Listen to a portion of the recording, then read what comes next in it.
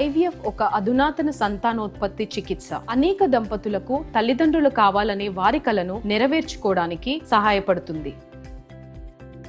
YCP నుంచి వెళ్లిన వారు క్యారెక్టర్ పోగొట్టుకున్నారు కానీ ఎవరూ బాగుపడలేదు అన్నారు అంబటి రాంబాబు. రేపల్లె టికెట్పై అధిష్టానం తన మాట వినిపించుకోలేదని, అందుకే పార్టీ వీడాల్సి వచ్చిందన్నారు మోపిదేవి. నేను ఇప్పటికీ నమ్ముతున్నాను. ఇంతవరకు మా మోపిదేవి రామనారావు గారు నాకు చాలా కాలం తెలిసి, ఇద్దరం ఒకేసారి రాజకీయాల్లో ప్రవేశించాం.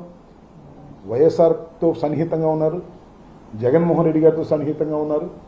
ఆయన మారతాడని అనుకోను. ఒకవేళ మారని ఆలోచన ఉందా వెనక్కి రావాలని కూడా నేను రిక్వెస్ట్ చేస్తున్నాను.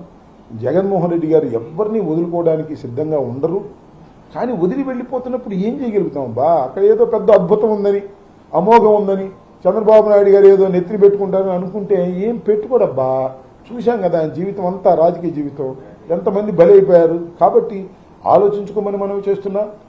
మా రాజీనామా లేఖల్ని రాజ్యసభ చైర్మన్ గారు, ఉపరాష్ట్రపతి గారిని కలిసి సమర్పించడం జరిగింది. వారు సాంప్రదాయబద్ధంగా కొన్ని ప్రశ్నలు వేయటం, వాటన్నిటిని కూడా మేము మనస్ఫూర్తిగా అంగీకరించడం జరిగింది.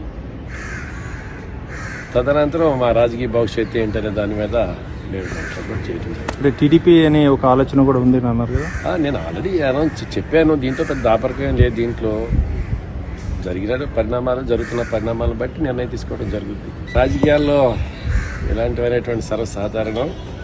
డౌట్ నాకు జగన్మోహన్ రెడ్డి గారు 100% నాకు సహకరించారు, దాంట్లో నేను కాదనేది లేదు. కానీ కొన్ని అంశాల్లో, మరి కొన్ని సందర్భాల్లో, కొన్ని పరిస్థితులను బట్టి కొన్ని డిఫరెన్సెస్ వచ్చినాయి. కాబట్టి వాటిని దృష్టిలో పెట్టుకుని నేను ఈరోజు ఈ నిర్ణయం తీసుకోవడం జరిగింది.